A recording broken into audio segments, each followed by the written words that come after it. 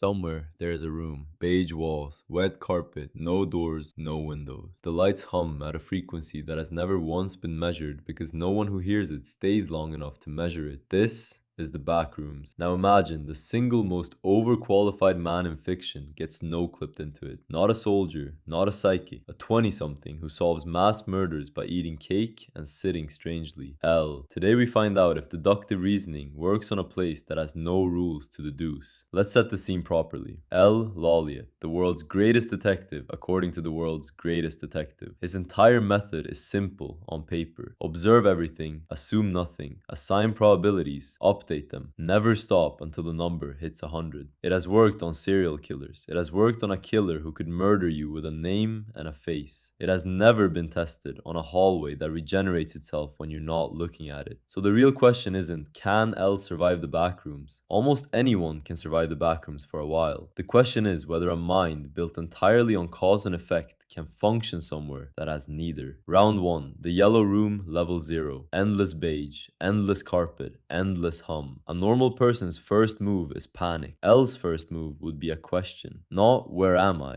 What is consistent? The lighting is consistent. The carpet pattern seems to repeat on a cycle. The hum has a rhythm if you listen past the discomfort of it. L doesn't fight the wrongness of the room. He catalogs it. Wrongness to him is just data that hasn't been labeled yet. Here's the part that should terrify the backrooms more than it terrifies L. The internet's own lore already gives him a blueprint. The community rules say, don't run, it draws attention. Stay near walls, not open space. Certain hums mean certain floors are near collapse. To an average person, this is just spooky trivia. To L, this is a prior probability distribution. Every urban legend about the backrooms is a data point some previous person paid for with their life. He's not walking in blind, he's walking in with several thousand secondhand case files. That is, functionally, his entire career. Now, the regenerating hallway. This is the part that should break him. A detective's method depends on causality. Do X, get Y, every time. The backrooms doesn't promise you a every time. Turn left twice and sometimes you're in a new room. Sometimes the same room. Sometimes a worse room. For a normal investigator, this is where the theory dies. For L, this is just a variable with unusually high entropy. He doesn't need the room to be predictable, he needs it to be predictable enough.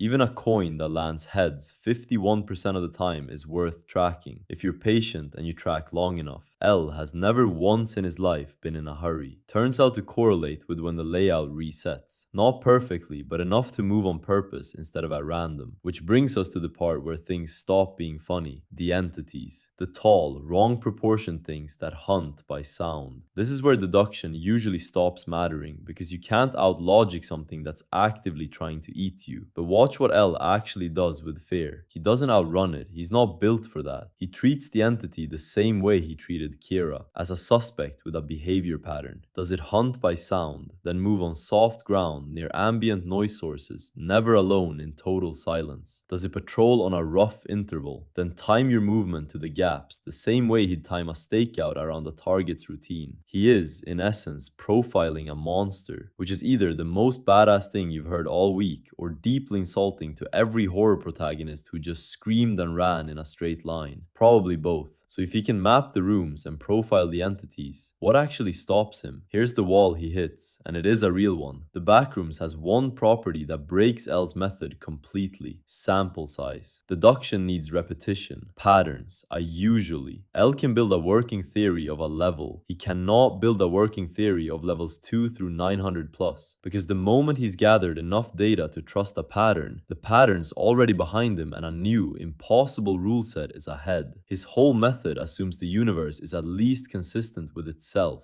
The Backroom's entire premise is that it isn't obligated to be. That's not a monster problem, that's an epistemology problem. And it's the one category of problem L has never actually beaten. Not with Kira, not with anything. He doesn't lose to something smarter than him. He loses to something that refuses to play a game with fixed rules. So, does he escape?